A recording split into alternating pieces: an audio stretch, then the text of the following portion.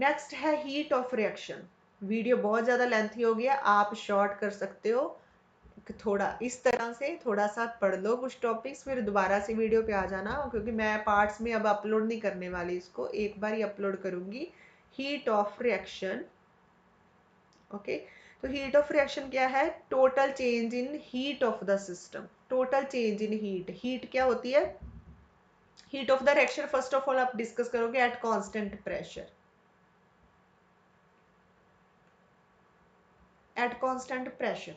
Constant pressure के ऊपर आपको रिएक्टेंट्स की हीटिंग एनर्जी एंड प्रोडक्ट्स की हीटिंग एनर्जी में जो डिफरेंस देखने को मिलेगा उसी को बोलते हैं हीट ऑफ द रिएक्शन। और क्या बोलते हैं? हीट ऑफ द रिएक्शन और enthalpy change of the reaction.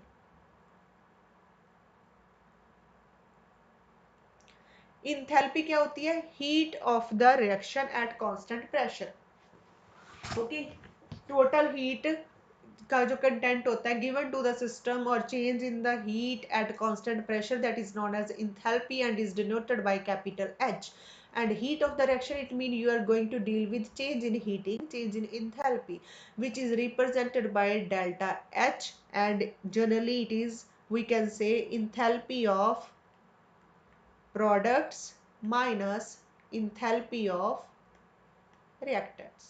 For example, if we are going to deal with two reactants, A mole of capital A, B mole of capital B, you are going to prepare, this is chemical reaction, D mole of C, like this, okay. So in ये वाले जो reactants है total, इनकी enthalpy निकाल लिया हमने, okay. Journal reaction ले रही हूँ, तो ये है enthalpy of reactants. Enthalpy of reactants की निकालनी है, तो इसमें क्या होगा? ए मोल जितनी इनकी हीटिंग दे रखी होगी, ए की, कैपिटल ए की इंथैल्पी दे रखी होगी, प्लस बी मोल बी की हीटिंग एनर्जी, ये टोटल ऐड कर लोगे। इसी तरह से इंथैल्पी निकालोगे प्रोडक्ट्स की, सी मोल ऑफ सी की heating, D mole of D की हीटिंग। अब इनको ऐड कर लो, इनको ऐड कर लो, इस वाले से ये सब्ट्रैक्ट कर लो, डेल्टा एच आ जाएगा आपका, वो आ जाएगी आपकी हीट ऑफ द रिएक्शन। तो इसके बाद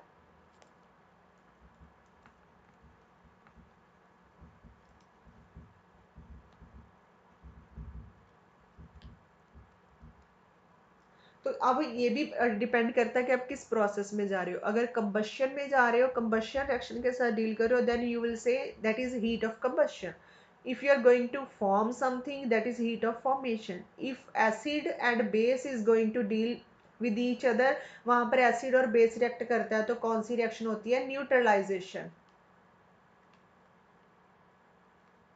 तो वहां पर जो डेल्टा एच की वैल्यू आएगी, वहां वो उसको बोलोगे आप हीट ऑफ न्यूट्रलाइजेशन, ओके।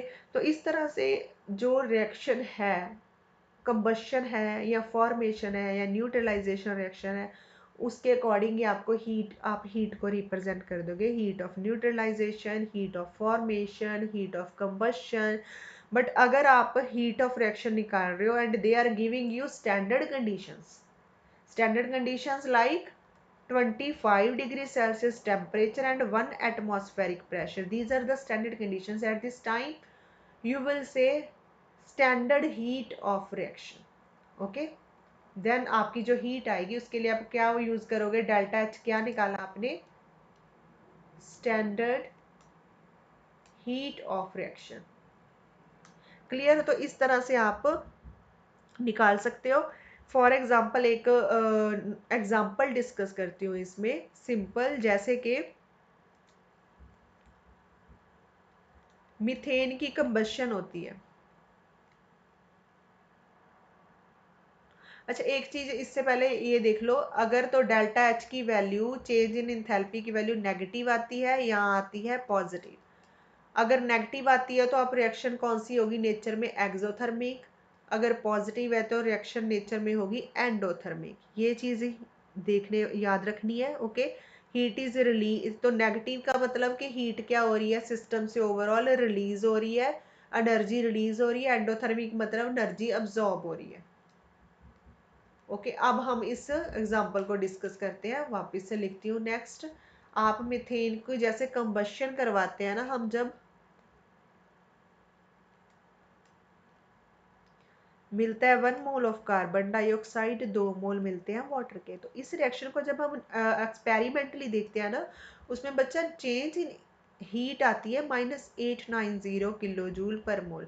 तो यहाँ पर हमें ओवरऑल जो चेंज मिलता है डेल्टा एच का आंसर क्या आता है? नेगेटिव, नेगेटिव मिलती है हमें। तो नेगेटिव मतलब ये रिएक्शन क्या है? एक्सोथर्मिक। तो कंबशन रिएक्शन क्या है? ये वाली एक्सोथर्मिक इन नेचर। यहाँ पर हीट रिलीज होती है एट द एंड सिस्टम से। तो 1 मोल को अगर बर्न करना है मीथेन के 1 मोल को, 2 मोल ऑक्सीजन के लगते हैं। तो अगर 1 मोल बर्न होता है मीथेन का, तो उस 1 मोल ऑफ मीथेन की बर्निंग पे टोटल 890 किलो जूल पर मोल एनर्जी बाहर रिलीज होती है। इसीलिए इस प्रोसेस को बोलते हैं एक्सोथर्मिक। ओके, तो इस तरह से एक और एग्जांपल देखें, जैसे कि डीकम्पोजिशन होती है, जैसे decomposition of calcium carbonate. Calcium carbonate को डीकम्पोज करना है, ऑब्वियसली इसकी डीकम्पोज होता है, तो इसको डीकम्पोज करने के लिए तो एनर्जी देनी ही पड़ेगी। तो इसकी आप जब डेल्टा एच हमें आती है ना एट द एंड, वो भी पॉजिटिव आती है। तो पॉजिटिव है मतलब ये रिएक्शन नेचर में क्या है? एंडोथर्मिक, नॉट एक्सो। तो इस तरह से है। इसके बाद देखो, अगर वर्क डन है जिसमें हम केमिकल इंजीनियरिंग है, हम वर्क डन को मैकेनिकल वर्क भी लिख देते हैं। मैकेनिकल वर्क एक टर्म है, वर्क डन, जिसको हम केमिकल इंजीनियरिंग में मैकेनिकल वर्क भी लिख देते हैं। But in the term of अगर हम गैस की फॉर्म में बोलें, प्रेशर वॉल्यूम वर्क को अगर मैं डिस्कस करूं, तो अगर आप किसी भी गैशियस फॉर्म को जहाँ आप क्या करते हो, उसको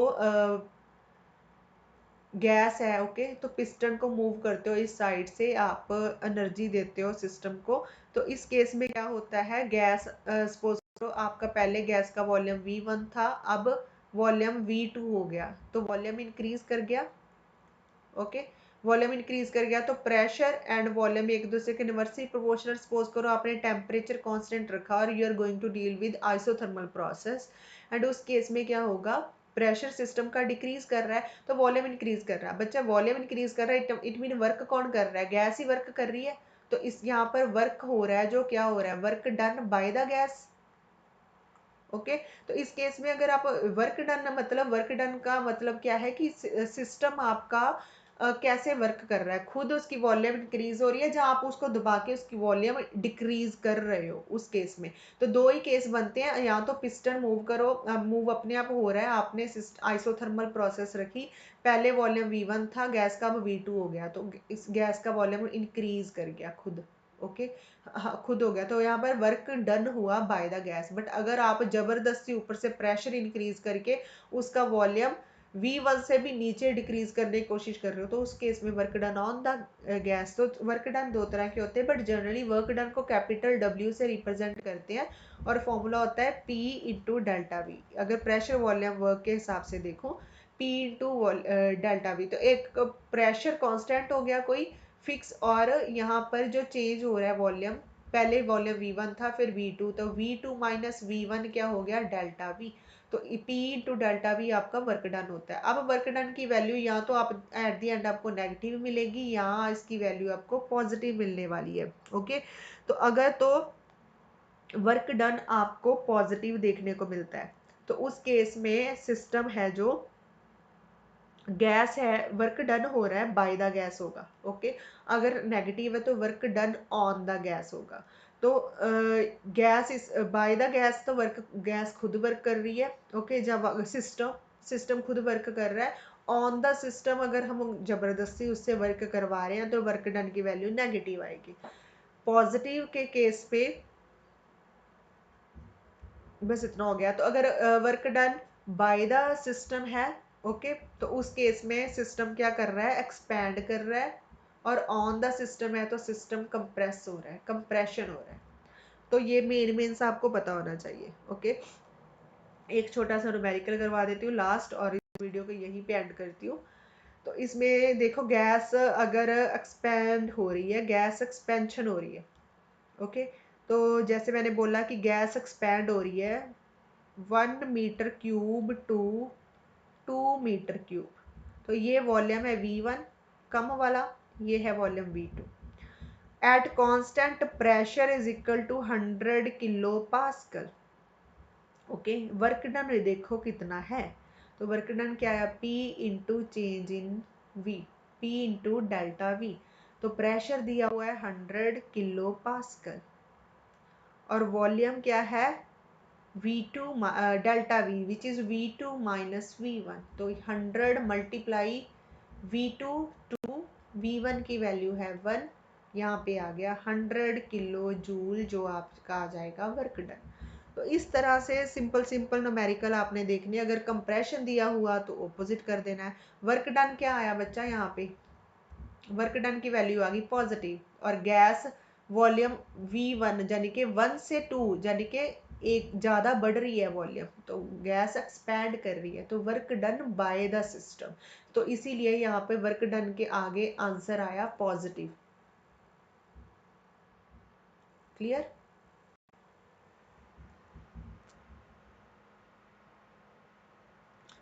तो एक लास्ट बताती हूँ आपको, लिमिटिंग रिएक्टेंट। मैंने पिछली वीडियोस में जब हम पेट्रोकेमिकल प्रोसेसेस कर रहे थे उसमें भी करवाया है लिमिटिंग रिएक्टेंट। लिमिटिंग रिएक्टेंट बच्चे क्या होता है, जब दो रिएक्टेंट्स कंबाइन करते हैं आपकी रिएक्शन होती है, केमिकली बैलेंस करके देखते हो, बट उस केस में आपका लिमिटिंग रिएक्टेंट वो होता है जिसके ऊपर टोटली, अगर दो रिएक्टेंट्स इन्वॉल्व हो रहे हैं रिएक्शन के अंदर, लिमिटिंग रिएक्टेंट वो होगा जिसके ऊपर रिएक्शन टोटली डिपेंड करती है। अगर वो सबसे पहले कंज्यूम हो गया तो रिएक्शन स्टॉप हो जाएगी ऑब्वियसली। तो एक रिएक्टेंट कम अमाउंट में होता है, एक रिएक्टेंट अगर ज़्यादा अमाउंट में है, ओके। अगर रिएक्शन केमिकली बैलेंस्ड है, आपको पता है, सपोज करो 2 मोल चाहिए एक बी के साथ रिएक्ट करने के लिए, 1 मोल सी बनाने के लिए, बट अगर आप 1 मोल कंप्लीट नहीं देते हो, अगर इतना तो देते हो बट अगर इसको थोड़ा स्केल अप कर देते हो, आपको पता है दो, इसको स्केल अप करना है तो 2 मोल चाहिए, रिएक्ट करेंगे 4 मोल ऑफ ए के साथ। बट अगर आप 4 के जगह 7 रख दो, बट यहाँ पर आपने 1 मोल ही दिया, तो 1 मोल सिर्फ इसके 2 मोल के साथ ही रिएक्ट करने वाला है। क्लियर? तो आप इस केस में बी, जो भी बी रिएक्टेंट सबसे पहले कंज्यूम हो जाएगा, तो ओवरऑल आपका प्रोडक्ट कितना बनेगा ये सिर्फ बी डिसाइड करेगा, क्योंकि बी कम अमाउंट में है। जैसे बी खत्म होगा रिएक्शन स्टॉप हो जाएगी, तो जो सबसे पहले कंज्यूम होगा आपकी केमिकल रिएक्शन में उसी को बोलते हैं लिमिटिंग रिएक्टेंट। तो ये मैंने आपको पहले भी बताया हुआ है। तो रिएक्टेंट जो पहले कंज्यूम होता है ना, दैट इज कंज्यूम्ड फर्स्ट, और वही आपके प्रोडक्ट की यील्ड डिसाइड करता है, उसको बोलते हैं लिमिटिंग रिएक्टेंट। अब इसमें अगर मैं एग्जांपल में चलती हूँ, फॉर एग्जांपल देखो 2 मोल लिया आपने हाइड्रोजन के, 1 मोल लिया ऑक्सीजन का, ये लास्ट टॉपिक है, इसके बाद मैं फिनिश करती हूँ वीडियो को। तो 2 मोल ले लिए, 2 मोल बनते हैं इससे वाटर के, ओके क्लियर हो गया। अब क्वेश्चन आता है इस पे, आपको ये केमिकली बैलेंस्ड इक्वेशन है, आपको पता है कि 1 मोल ऑक्सीजन का 2 मोल ऑफ वाटर के रिएक्ट करके 2 मोल वाटर के बनाता है। क्लियर? 2 मोल हाइड्रोजन के साथ रिएक्ट करके, तो हाइड्रोजन ऑक्सीजन और वाटर इनकी रेशो देखें तो ऑलवेज रेशो होनी चाहिए 2:1:2। ओके। अब इसके बेस पे अगर मैं आपको क्वेश्चन दूं, सपोज करो आपको 5 मोल दिए गए हैं हाइड्रोजन के, 2 मोल दिए गए हैं ऑक्सीजन के, ओके। तो इसके अकॉर्डिंग बताओ कौन सा लिमिटिंग रिएक्टेंट है हियर। तो अगर आपको पता है कि 2 मोल हाइड्रोजन के 1 मोल ऑक्सीजन के साथ रिएक्ट करके जितने मोल हाइड्रोजन के बनते हैं उतने ही मोल वाटर के बनेंगे। अब क्वेश्चन के अंदर आपको दिया जा रहा है 2 मोल ऑक्सीजन के। अगर 1 मोल ऑक्सीजन का 2 मोल ऑफ हाइड्रोजन बनाता है, तो 2 मोल ऑक्सीजन का कितने मोल ऑफ हाइड्रोजन बनाएगा? 4 मोल ऑफ हाइड्रोजन। तो अगर 4 मोल ऑफ हाइड्रोजन, क्योंकि 1 मोल के लिए डबल मोल चाहिए हाइड्रोजन के, तो 2 मोल ऑक्सीजन के डबल मोल यानी कि 4 मोल ऑफ हाइड्रोजन के साथ रिएक्ट करके 4 मोल बनाएगा वाटर का, ओके। तो अब इसमें देखो,